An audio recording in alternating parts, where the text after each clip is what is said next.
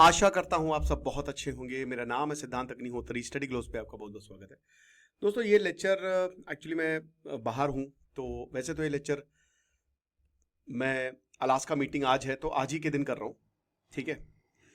But ये upload होगा 22 को, लेकिन तब भी ये बहुत रेलेवेंट रहेगा क्योंकि देखिए इंडिया के लिए क्या है। अलास्का आपने देखा कि अभी अलास्का समिट हो गई और अलास्का समिट जो है उसमें पुतिन जीते, बट ऑब्वियस उससे पहले डोनाल्ड ट्रंप बार बार ये कह रहा था कि अगर ये समिट फेल हुई तो हम भारत के ऊपर टैरिफ लगा देंगे। रशिया इसलिए टेबल पे आया कि हमने भारत के ऊपर टैरिफ लगाया। हमने भारत के ऊपर इसलिए टैरिफ लगाया क्योंकि भारत रशिया से ऑयल खरीदता है, तेल खरीदता है, तो भारत जो था वो सेंटर में था। लेकिन अब सक्सेस हो चुकी है अलास्का प्रोसेस, ये तो डोनाल्ड ट्रंप खुद ही बोल चुके हैं। देखिए कुछ घंटा नहीं उखड़ पाए, लेकिन आप एक चीज तो समझेंगे ना कि डोनाल्ड ट्रंप के हिसाब से अगर वो सक्सेस हुई तो सक्सेस मानिए उसे आप, क्योंकि डोनाल्ड ट्रंप का माइंडसेट अलग है। अगर आप दोनों की साइकोलॉजी देखें तो Putin well behaved, well discipline, just like a wow, मतलब जस्ट लाइक अ बॉस ऐसे लग रहे थे। डोनाल्ड ट्रंप बहुत ही शो ऑफ लग रहे थे, मार B2 बम्बर खड़े कर दिए और मार प्लेन F-35 खड़े, अरे सब फालतू बकवास, क्या क्या दिखा रहे हो तुम। और व्लादिमीर पुतिन जो है वो भाई देखा आपने, तो साइकोलॉजी बिल्कुल अलग है। और डोनाल्ड ट्रंप आज जो है वो जेलेंस्की से मिलने वाले हैं, जब तक ये लेक्चर अपलोड होगा तब तक तो मिल भी चुके होंगे, तो देखेंगे क्या होगा। लेकिन भारत के लिए क्या है, what are the stakes for India? Stakes are very high actually. चलिए, आर्टिफिशियल इंटेलिजेंस का ये जो कोर्स है अब हम इसको 23 अगस्त को बंद कर देंगे, तो make the best out of it, इस कोर्स को अवेल करें। Video creation, image creation, prompt engineering, ये सब आपको मिलेगा। दुनिया का सबसे सस्ता 800 रुपए का AI का कोर्स, डिस्क्रिप्शन कमेंट बॉक्स में लिंक है। 1991 में सोवियत कोलैप्स होता है, ठीक है। ऐसा लगा कि शायद रशिया और अमेरिका दोबारा से दोस्त बन जाएंगे। दुनिया का आज तक का सबसे बेवकूफ, सबसे चू राष्ट्रपति बोरिस येल्सिन, वो रशिया का लीडर बनता है। उसके आप वीडियो देखेंगे ना, हंस हंस के गिर जाएंगे।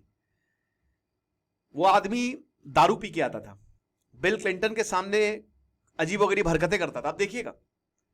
उसके बाद 2000 में पुतिन जो है वो टेक ओवर करते हैं, पहले प्रधानमंत्री फिर एज अ प्रेसिडेंट, और 3 दशकों से तो पुतिन ही है जो है। उन्होंने रशिया को बनाया है, आप कुछ भी कहिए। प्रॉब्लम बहुत ज्यादा है, पुतिन के सामने कोई खड़ा नहीं हो पाया। अगर आप पुतिन की बायोग्राफी भी देखें तो एक बहुत ही गरीब परिवार से आता है वो, और एजेंट रहा है। तो बिगेस्ट इरिटेंट क्या था? नेटो, क्योंकि नेटो जो है वो बचा रहा। 1945 के बाद अमेरिका का नेटो और रशिया का वार्सो, सोवियत का वार्सो पैक्ट 1991 में सोवियत के विघटन के साथ खत्म हो गया। नेटो बचा रहा, और नेटो जो है वो लगातार एक्सपैंड करता रहा। ऑस्ट्रिया, हंगरी, चेकोस्लोवाकिया, नेटो में 32 देश हैं। तो जो एक समय सोवियत का पार्ट हुआ करते थे वो ये। अब यूक्रेन 2009 के बाद से यूक्रेन जो है वो वेस्ट की तरफ जाने लगा। रशिया को बिल्कुल पसंद नहीं आया ये। मॉस्को ने बोला ये डायरेक्ट एनरोचमेंट है, प्रॉब्लम हो जाएगी। मैदान रेवोल्यूशन यूक्रेन में जो आया, उस समय प्रो रशियन प्रेसिडेंट थे। फिर रेवोल्यूशन आया 2013 में, जिसकी वजह से रशिया ने क्रीमिया को ही एनेक्स कर लिया। ट्रेजेक्टरी क्लियर थी कि भाई एक नया कोल्ड वॉर शुरू होने वाला है, ठीक है। डोनाल्ड ट्रंप आए 2016 में, 2018 में पुतिन से मिले, और 2020 के बाद रशिया बहुत ज्यादा नेटो बोलेगा कि यूक्रेन नेटो नहीं ज्वाइन करेगा, यूक्रेन नेटो करने लगा। बाइडेन की पॉलिसी बिल्कुल अलग, आ जाओ, ऐसे हाथ फैला के खड़े हो गए, आजा जादू की झप्पी देते तुझे यूक्रेन, वॉर शुरू हो गई। डोनाल्ड ट्रंप अब फिर से आ गए, वो कहते हैं कि बाइडेन की वॉर है, ये होनी नहीं चाहिए थी। बराक ओबामा को जो है वो कोसते हैं।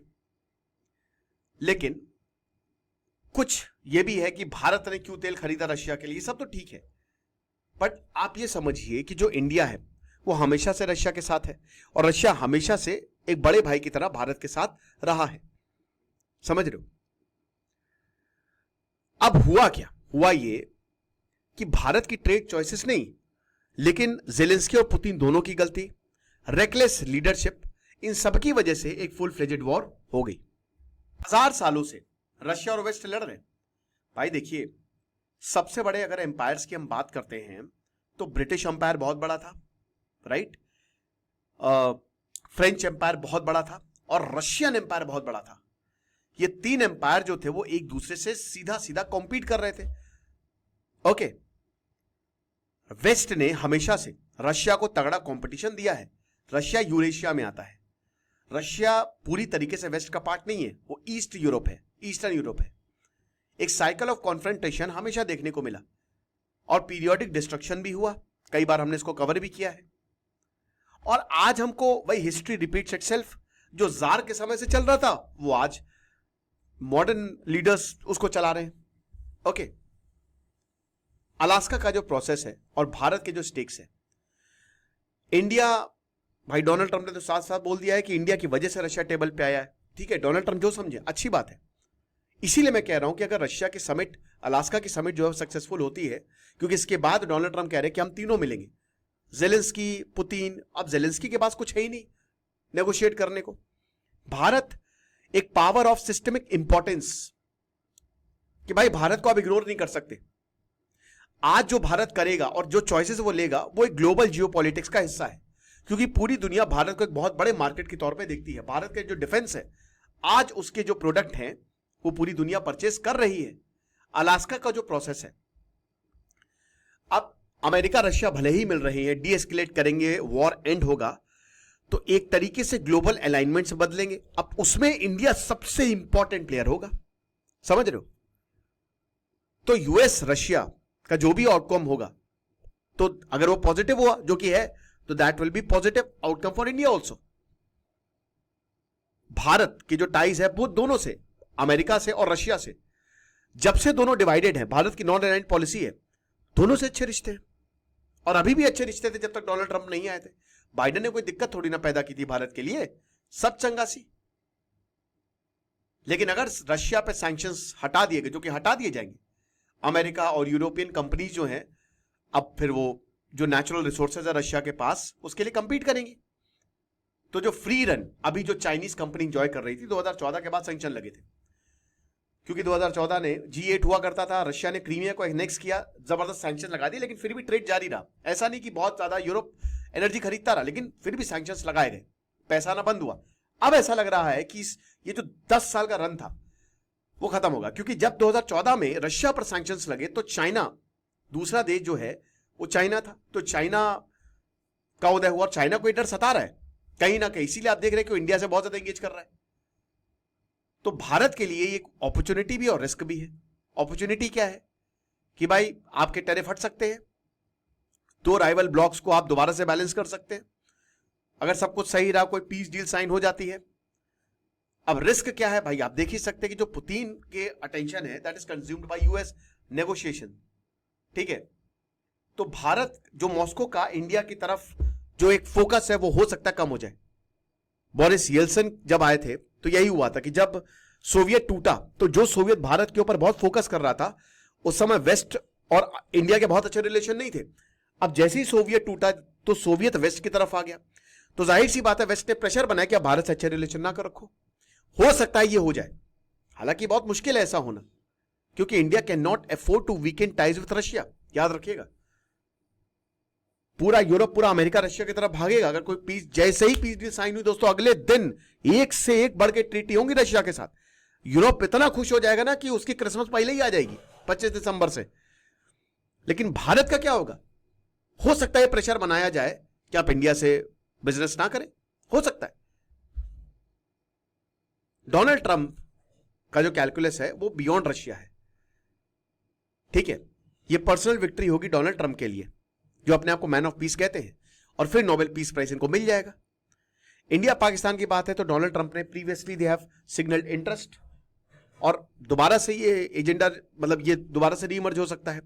चाइना की बात करें तो रशिया न्यूट्रलाइज्ड है, तो जाहिर सी बात है जो नेक्स्ट मेजर जियोपॉलिटिकल कंटेस्ट है वो चाइना होगा, फिर अमेरिका चाइना, और जाहिर सी बात है इंडिया इसको बहुत ही ध्यान से देखेगा। तो आगे आने वाले महीने, इनफैक्ट अब जो दिसंबर तक महीने होंगे, ये भारत के लिए बहुत जबरदस्त भी हो सकते हैं और बहुत, मतलब बहुत कॉम्प्लेक्स है चीजें। जो ग्लोबल सुपर पावर्स आपस में लड़ रही हैं, इंडिया को बहुत क्लोजली वॉच करना पड़ेगा, और बहुत ही चेस का गेम है ये। ठीक है, तो उसको बहुत जबरदस्त दांव खेलने पड़ेंगे।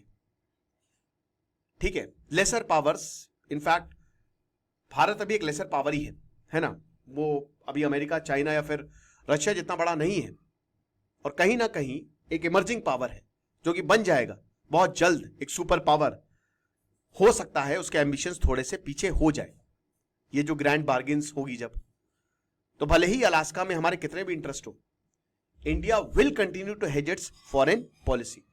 वो बिल्कुल अमेरिका और रशिया से अच्छे रिश्ते बनाएगा और ऑप्शंस ओपन रखेगा एशिया और अलग। डिस्ट्रस्ट हमेशा रहेगा, और डिस्ट्रस्ट रशिया और वेस्ट रिलेशन ही डिफाइन करते हैं। लेकिन भारत को इंश्योर करना पड़ेगा कि कहीं ऐसा ना हो कि अमेरिका और इंडिया के बीच में ये नई फॉल्ट लाइन पैदा कर दे। आपको क्या लगता है मुझे कमेंट बॉक्स में बताइएगा। खुश रहिए, पढ़ते रहिए। दिस इज सिद्धांत अग्निहोत्री साइनिंग ऑफ।